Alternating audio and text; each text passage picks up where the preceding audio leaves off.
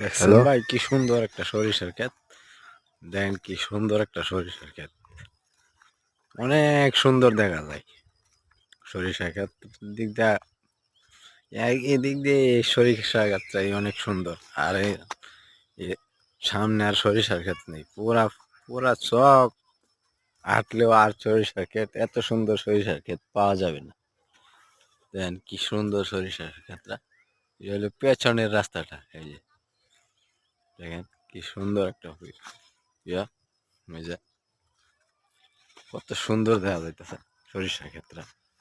আর এটা সরিষার ক্ষেত, এই যে দেখেন কি সুন্দর সরিষার ক্ষেত, এই সুন্দর সরিষার ক্ষেত। বিদেশের মানুষরা দেখলে হয়তো মনে পড়বে সেই মুহূর্তটা।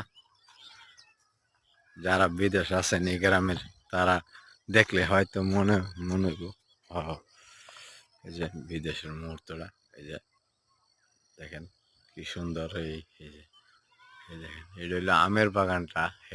এই যে আমের বাগানটা এটা। বিদেশের মুহূর্ত যারা বাইরে আছেন তারা দেখলে হয়তো মনে পড়বে বাড়ির কথা। বাড়ির কথা মনে হলেই কষ্ট মনে হয়।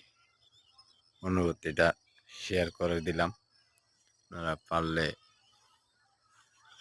এই যে দেখেন